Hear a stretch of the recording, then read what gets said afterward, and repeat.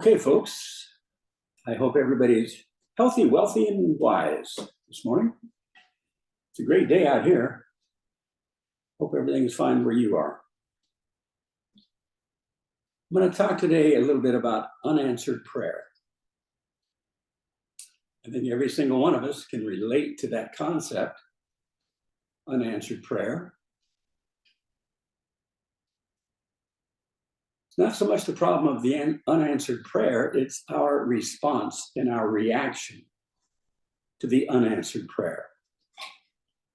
As we know, God does not sit down at a table and dialogue with us. We're not on the couch together.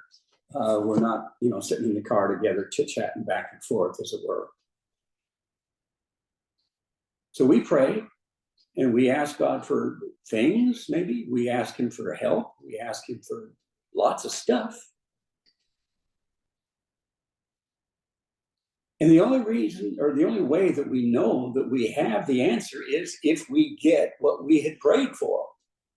We don't usually get the little interim things like, okay, you asked for this, but I'm going to wait for 10 years before you get it.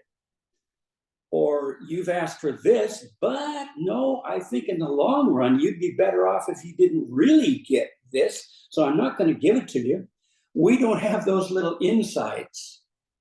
We either get it or we don't. And we don't know the reason why all the time. And this is why, to a lot of people, unanswered prayer can really, really get dicey. Because then we begin to take it personal. We begin to take our frustrations out on God. We begin to get mad at him because he hasn't answered us maybe, or he's answered us in a way that in which we didn't want or anticipate or think that we need. And so it can become a real problem with people, this concept of unanswered prayer. Turn to 2 Corinthians chapter 12. And I'm going to read this portion, and then we'll go back and take a peek at it here. 2 Corinthians chapter 12, beginning at verse 1. It is not expedient for me to doubtless to glory. I will come to visions and revelations of the Lord. This is Paul speaking here. I knew a man in Christ about 14 years ago. Whether in the body, I cannot tell. Whether out of the body, I cannot tell. God knoweth. Such an one caught up to the third heaven. And I knew such a man, whether in the body or out of the body, I cannot tell. God knoweth. How that he was caught up into paradise and heard unspeakable words which is not lawful for a man to utter. Of such an one will I glory, yet of myself I will not glory, but in mine infirmities.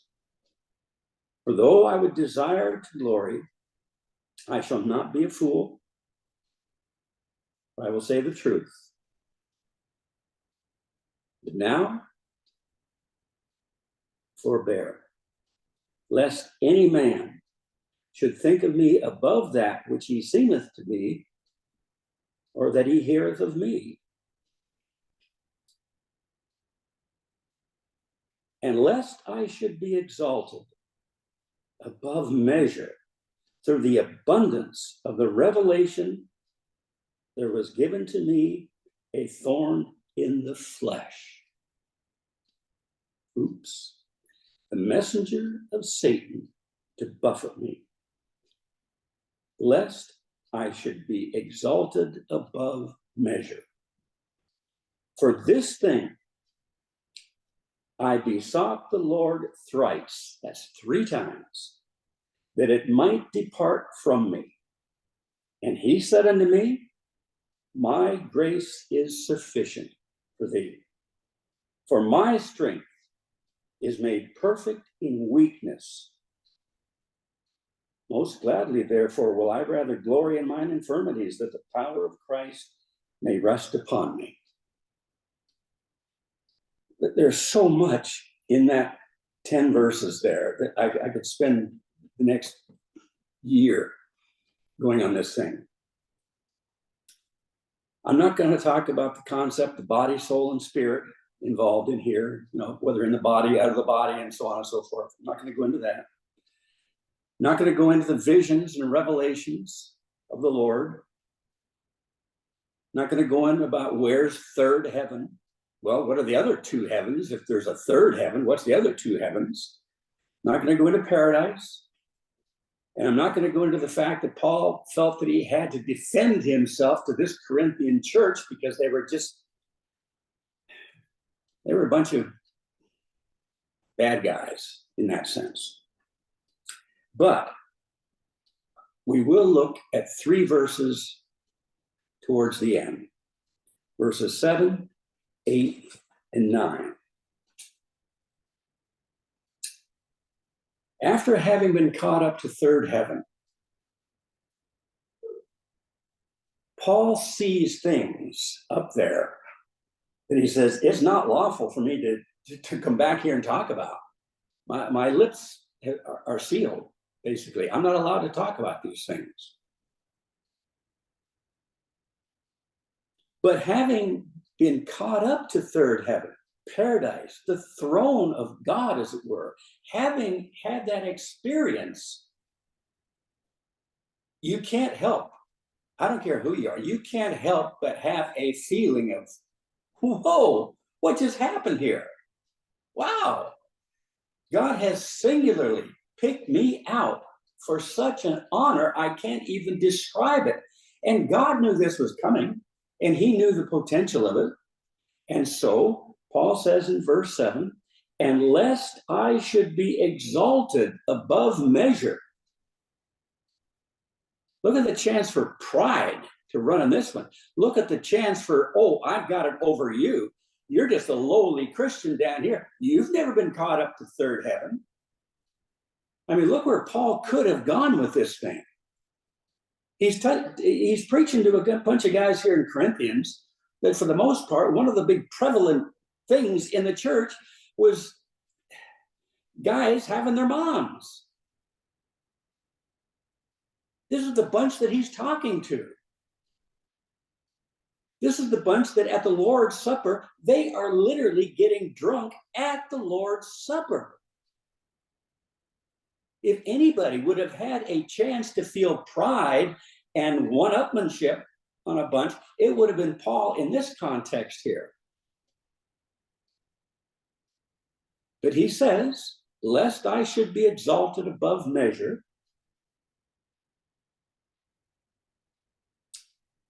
through the revelations that given to me, there was given to me a thorn in the flesh.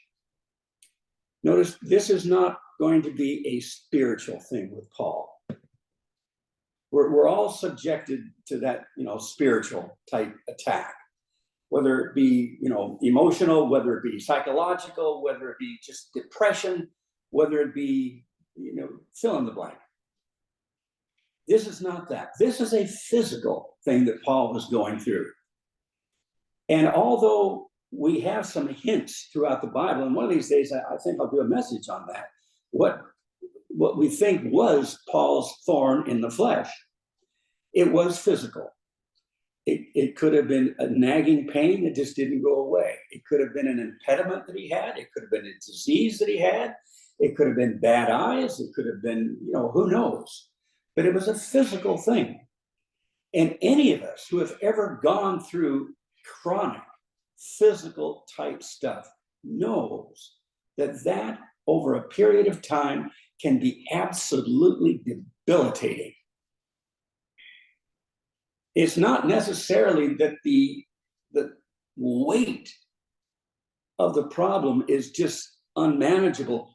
It's that ever-present drip, drip, drip. It just never seems to go away. Whether it's chronic pain, whether it's chronic inability to do something, whether you can't move the way you used to.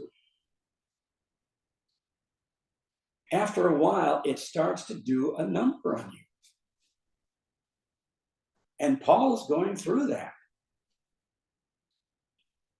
And so he comes to the Lord and he asks for relief from this thing.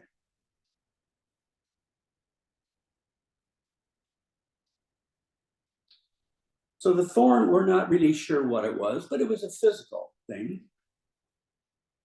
But to add insult to injury, it's a messenger of Satan that God allows to get through to him.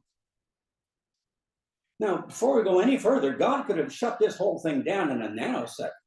He could have prevented Paul from going through this or experiencing this. He could have kept Satan off his back. I mean, after all, what's Paul doing? He's doing nothing but going out there preaching, putting his life on the line, establishing churches. Of all the Christians who ever lived in the face of the earth, probably nobody has done as much as the Apostle Paul. So God could have said, hey, this guy's sacred to me. He's doing something. He's on fire for me. Keep off, keep back. But no, God allows a messenger of Satan sent, in Paul's words, to buffet him.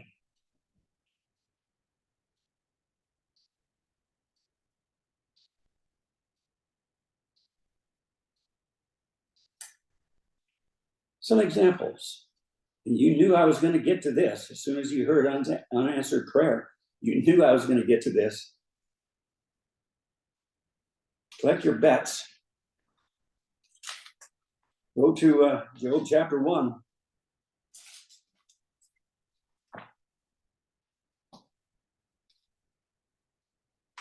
Job chapter 1.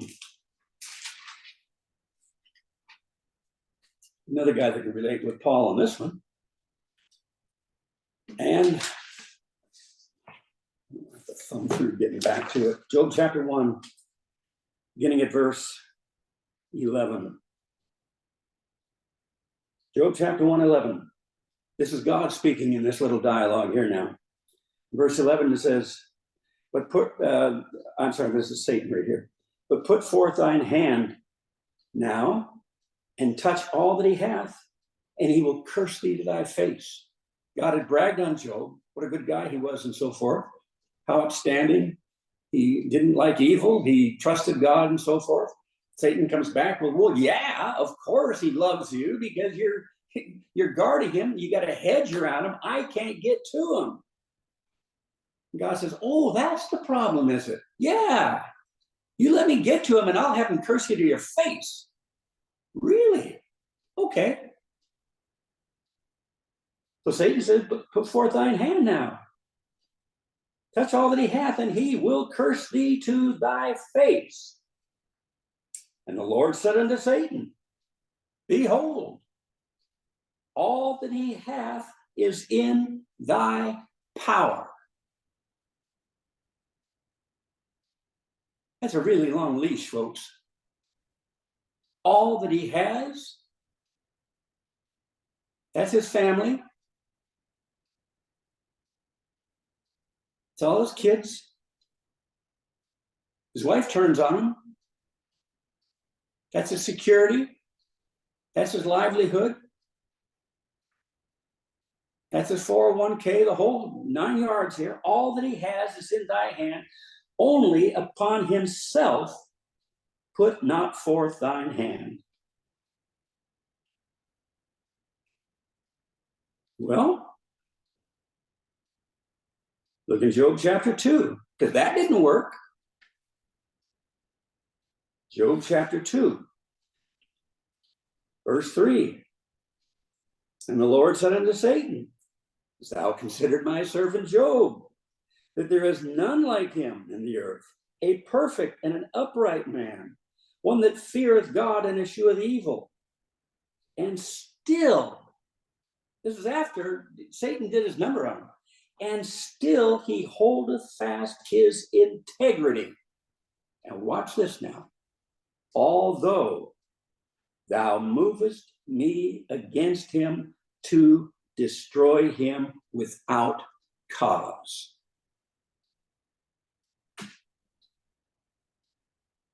What are you going through in life?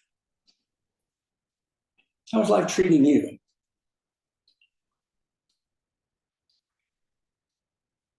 We're going to, if we continue on with Job, you're going to hear 38 more chapters of Job bellyaching. He says, okay, yeah, I screwed up here and there, but nothing to warrant what I'm going through. I messed up a little bit, but I'm getting hammered like this. Well, you see, Job didn't know the behind the scenes dialogue either. Just like Paul didn't know. Paul had no clue what was going on this thing.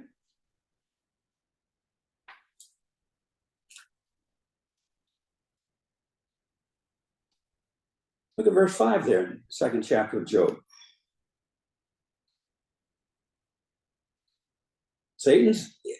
He's persistent if nothing. So Satan said, put forth thine hand now and touch his bone and his flesh. Because remember the first go around, God said, he's yours, do whatever you want with him, just don't kill him. Just don't touch him as such. But now, God's taking off the gloves. Because Satan comes back in God's face. Oh, big deal. So I took away this, I took away that. Hey, touch his body, touch his bones, touch his flesh, and he will curse thee to thy face. The Lord said unto Satan, behold, he's in thy hand to save his life. A lot different than the first time he says, don't touch him. This time he says, okay, you got free reign, just don't kill him. Now, do you think for the next 38 chapters, if Job had understood and known that this was being spoken of on his behalf, behind his back, unknowing to him, do you think his reaction may have been just a little bit different? What about you?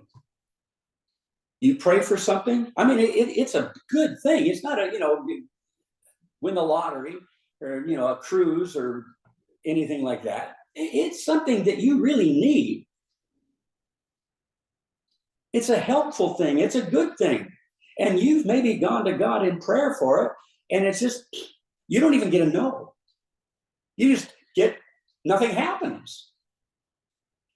And we use the expression, the heavens are turned to brass. In other words, the prayer comes up and boom, it doesn't get through to the throne room of God. Well, maybe God didn't hear it. Maybe he's busy, and we come up with all kinds of things. Or maybe we've done something wrong, or maybe God doesn't like us anymore, or maybe God's mad at us. How do we respond in that moment when our prayers go unanswered?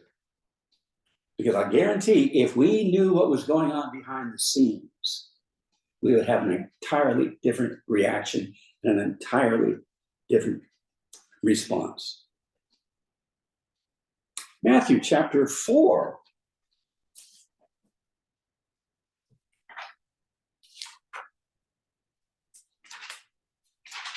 Matthew chapter 4.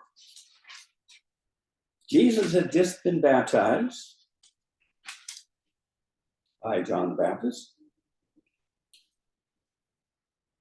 In the previous verse, God had said, this is my beloved Son, in whom I am well pleased. The very next verse, Matthew chapter 4, verse 1. Then, I got to emphasize this again. The previous verse was, this is my beloved Son in whom I am well pleased. He couldn't get any better. The relationship, the fellowship, it couldn't be any better. Very next verse. Then was Jesus led up of the Spirit. This is the Holy Spirit, the third person of the Trinity. He was led up of the Spirit into the wilderness.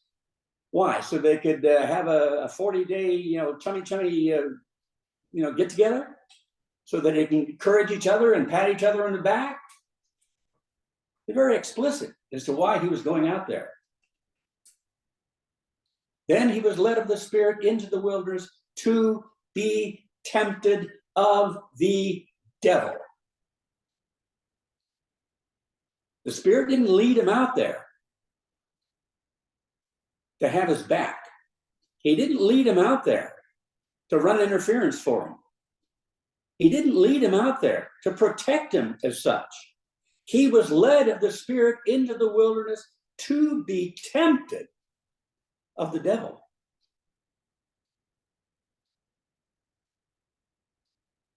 You see, there's things behind the scenes, folks, that we have no conception of.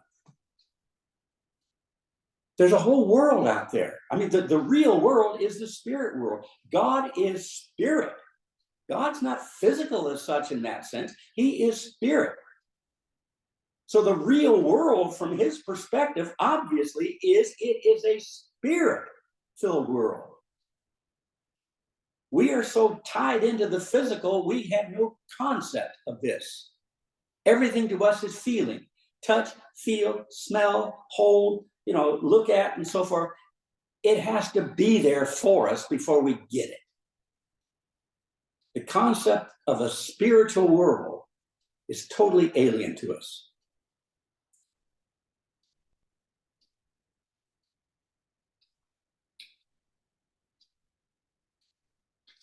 Verse 8, back in 2 Corinthians. Chapter 12, verse 8. He says, for this thing. Well, what thing? The messenger of Satan sent to buffet him. That's the thing. Paul didn't like it. He didn't want it. He probably didn't think he needed it. So he says, for this thing, I besought the Lord thrice. That's 3 times. 3 times. You notice in Paul's life, look at the things that he had to endure, the things that he had to go through. The whippings, the beatings, the clubbings, jail time, prison time, ostracized, misunderstood, lied on, shipwrecked. All these things that he had to endure and all these things had to go through. You realize that you can't find one single solitary time that Paul ever prayed, Lord, get me out of this mess. Oh, Lord, I can't take another beating. I haven't healed from the last one. I've got broken bones that didn't set right. I'm in pain every time I move. My vision is impaired because my optical, my orbit has been busted so many times by people pounding me in the face or throwing rocks at me. I can't see very good anymore. Lord, I can't take another one.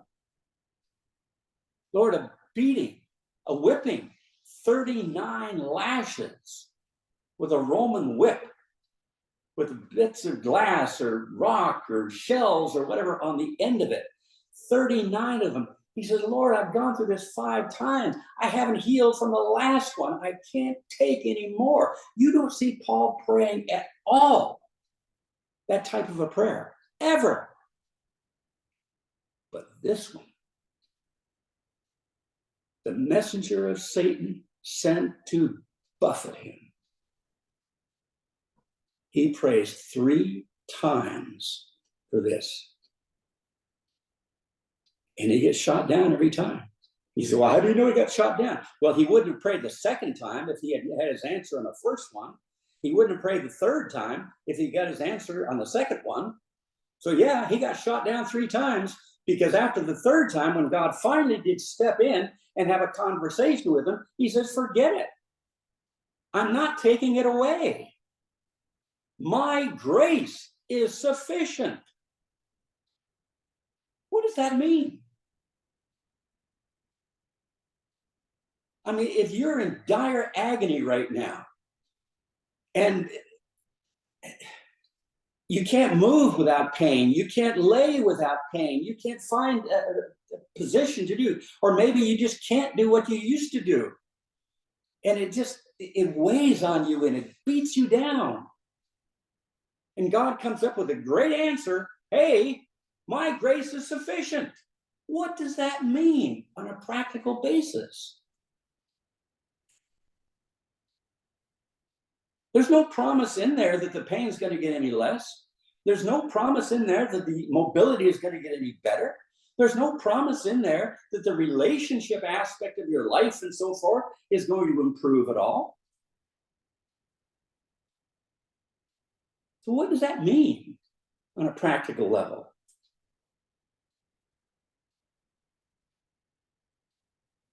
Well, I wonder, do you think maybe, just maybe, that somebody like Noah could relate to something like this? My grace is sufficient.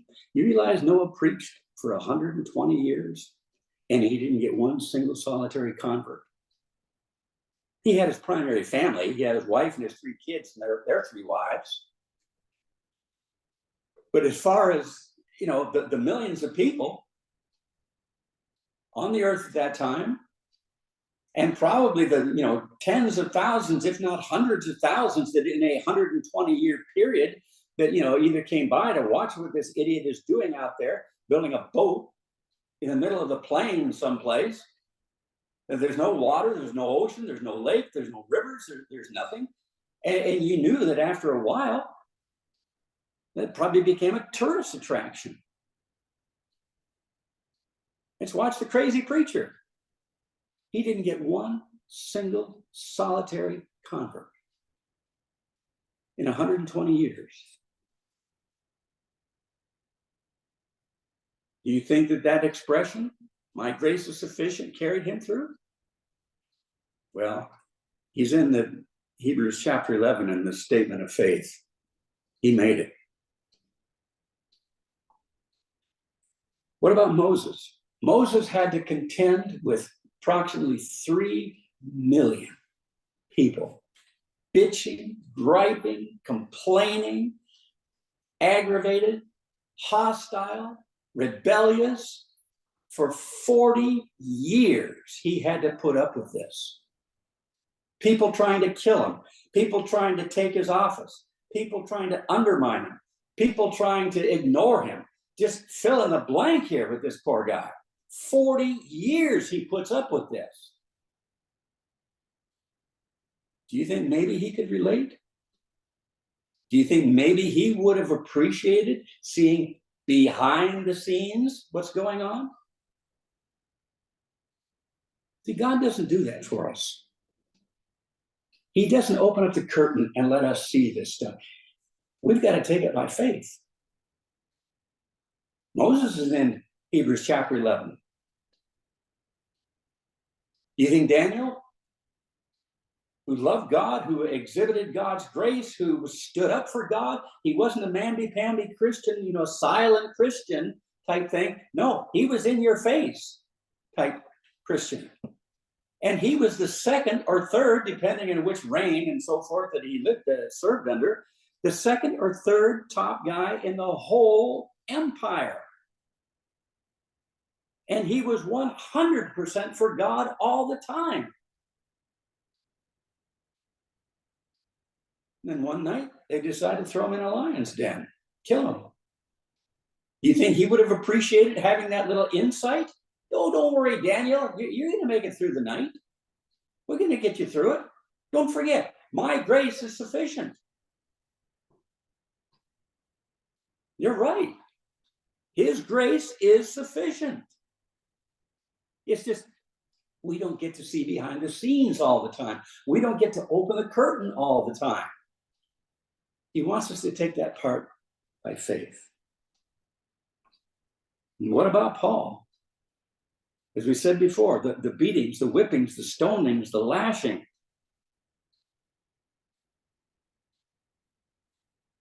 He didn't always get a behind the scenes thing. Oh, Paul, look. You're at Lystra today. You're going to preach this afternoon. You're going to get the whole town riled up. And by morning, they're going to be so furious. They're going to be so mad. They're going to be so angry. They're going to take you outside the gates, and they're going to stone you to death. But don't worry, my grace is sufficient. No, God doesn't do that. Paul took the stoning. It killed him. He was resurrected from the dead.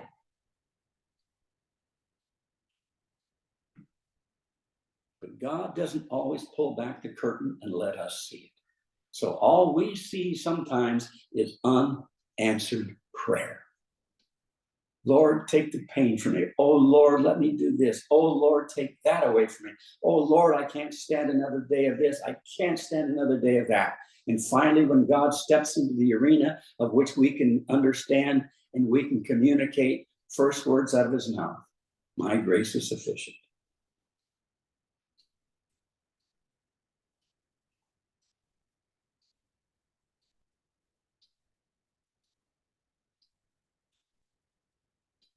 So back to verse 9 here in 2 Corinthians. And he said unto me, my grace is sufficient for thee. Watch this.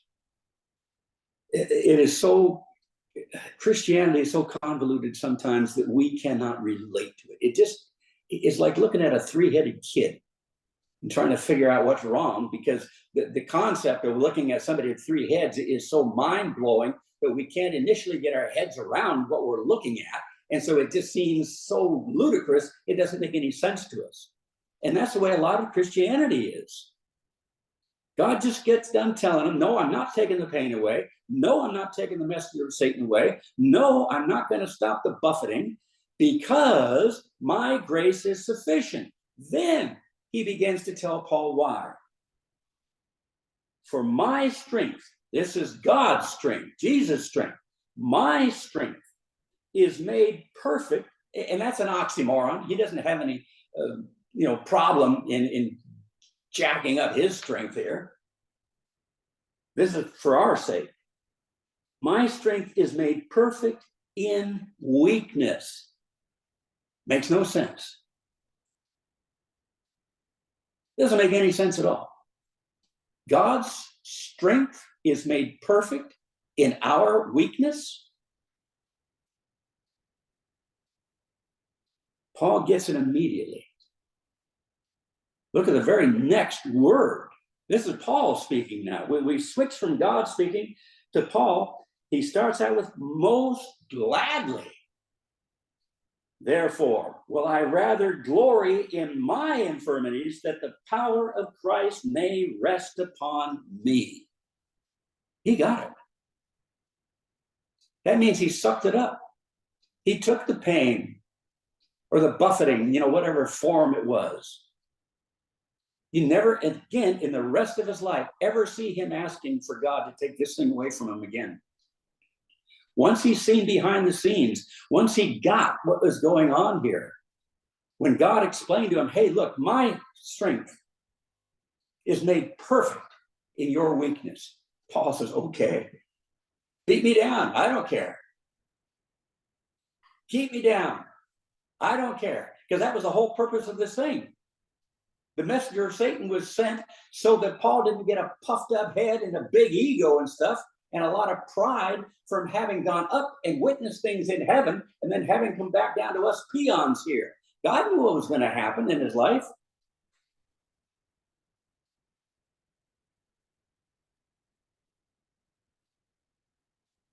So most gladly.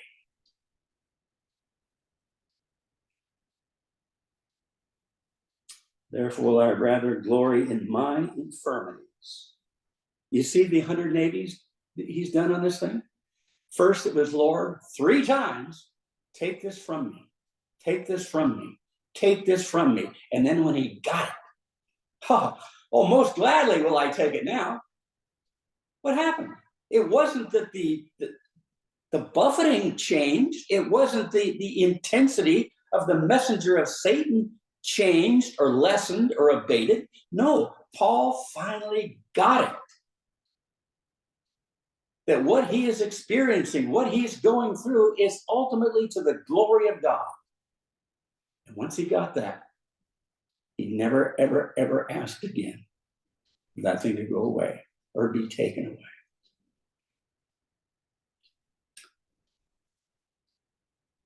So Paul's conclusion, therefore, verse 10, therefore, I take pleasure in infirmities. The average person looks at that and says, this guy's a certifiable nutcase. What do you mean takes pleasure in infirmities? I'm infirm now. I got a whole list of things that are bailing out on me here. I'm technically infirmed. But I have to confess, I have not risen to that point yet in my spiritual development where therefore I will gladly, I'm still at the kicking and screaming in the denial stage here, basically. Paul said, therefore, I take pleasure in infirmities, in reproaches. And we're not done here. It's not just the infirmities. There's a list here. And he prefaced it all with, I take pleasure in. I take pleasure in reproaches. You know, people don't like me. People don't understand me. People don't get me. People are out to get me.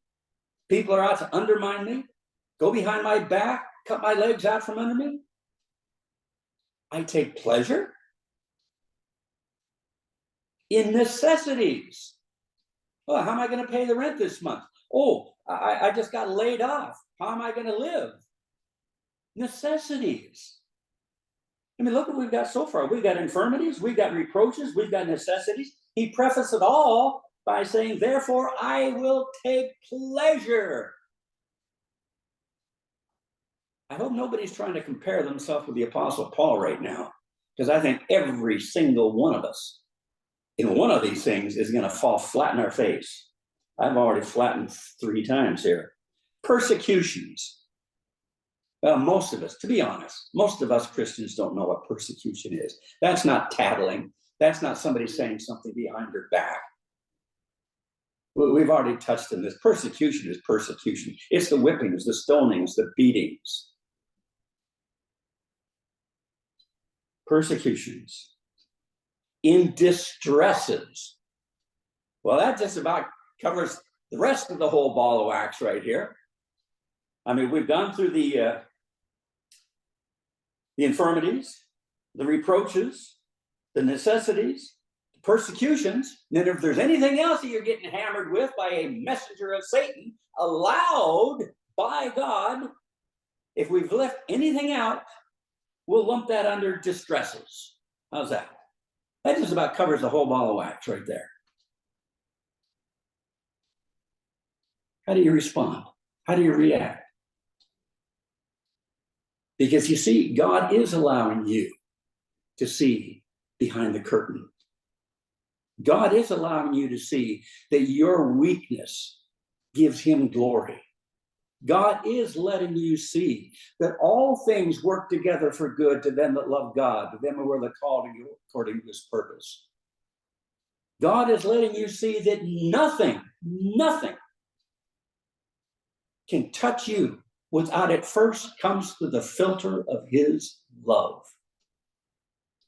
And knowing that should cause some of us to at least back off getting mad at God or staying mad at God or getting mad at God or something. It should cause us to back off and see and ask, is this what I'm going through? Is this bringing glory to you? Is your strength made perfect in my weakness? And I think if we get that part of it, then hey, bring it on. Bring it on. 1 Peter chapter 2.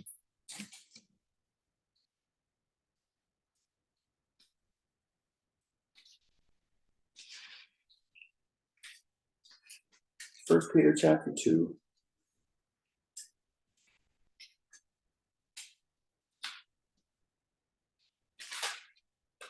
Verse 19.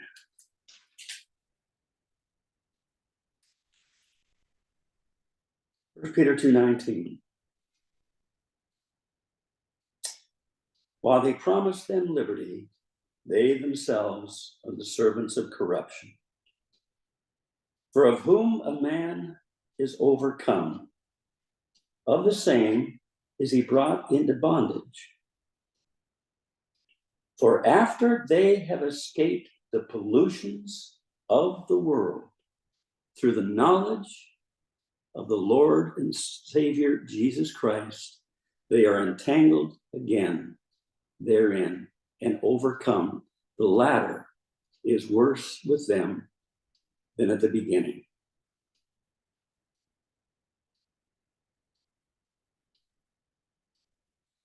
There comes a point of which the griping, the bitching, the getting mad at the Lord, it does become counterproductive.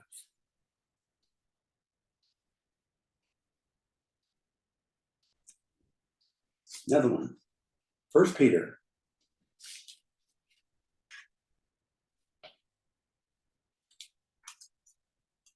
chapter 2, verse 19, and this is even worse. For this is thankworthy, if a man for conscience toward God endure grief, suffering wrongfully. A lot of us endure grief. You know, we got a lousy personality. We got a lousy disposition. We tick people off the wrong way. We say the wrong thing. We do the wrong thing. People get mad at us. And when they do, well, we can kind of justify it. You know, they're jerks. They don't understand. They're stupid, whatever. We can get that. But what he's saying here, when you endure grief wrongfully, in other words, you haven't done anything wrong. You haven't ticked anybody off. You haven't said anything wrong about somebody. You haven't gossiped or gone behind their back or trying to undercut them. You haven't done anything wrong, but you're still suffering for it. You are enduring grief. God said that's thankworthy from his standpoint. If you suck it up and you take it. One last one, Hebrews chapter 12.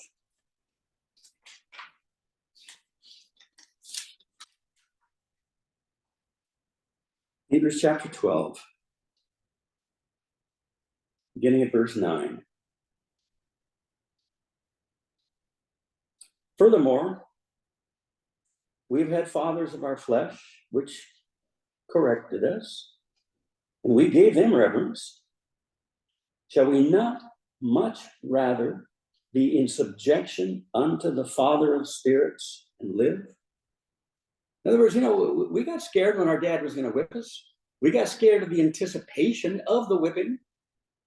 All of us have heard, well, I'm not sure about this generation, but my generation, we all heard that little phrase from our mom, wait till your dad gets home. That was after we got whipped by the principal in school, after we got whipped by our mom when we got home. And then after that, mom says, oh, wait till your dad gets home. And we got it again. So he's saying, we reverenced our fathers. How much more should we reverence God? Verse 10, for they, our dads, for they verily for a few days chastened us after their own pleasure.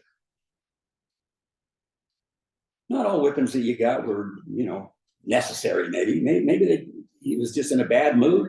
Maybe he got, fired. Maybe he got a fight with his co-workers or something, and he came home, and maybe you were the recipient. Who knows? And that's life. For they, our dads, verily for a few days chastened us after their own pleasure. But he, God, he, for our profit, that we might be partakers of his holiness. That's why God does it. That's why God allows it. You notice that God didn't do it himself to Paul. It says he sent, or he allowed, a messenger of Satan to come and do it. You talk about adding insult to injury. My strength, God's, he says, is made perfect in weakness. Paul says, therefore, will I glory in my infirmities, my necessities, all the other things. I'll glory in it. How do you take unanswered prayer? Because I'll guarantee it's not unanswered. You're just not getting the answer you want. You're not getting it audibly. How do you take it? Heavenly Father, I stand here and I'm just as bad as everybody else. Most of the time, I don't understand why we're subjected to the things that we're subjected to. I don't see the whole picture half the time.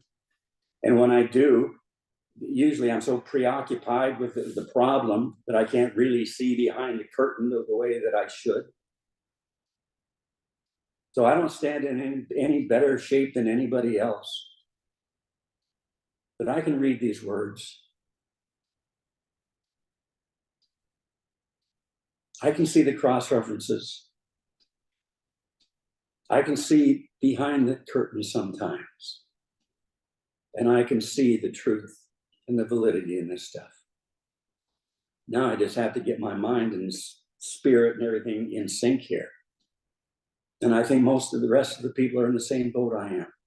Fathers, we really understood and really had a concept of what's going on behind the scenes. I think our whole reaction would be different. And yet, we have to find it on our own. You're not always going to be there to open that curtain and let us see behind the scenes. You're not always going to be willing to let us hear the dialogue that goes on in places that we can't hear. At some point, we have to take you by faith. We have to trust you. We have to really believe the verse that says all things work together for good. We have to really, truly believe in the verse that says, trust in the Lord with all thine heart, lean not unto thine own understanding. In all thy ways acknowledge him, and he shall direct thy path. Paul got to that point. I'm trying to get to that point. And Father, I pray that everyone that hears that is going through something similar, that you would be gracious unto them. Open yourself up to them. And do that which is pleasing in your sight. We thank you in Jesus' name.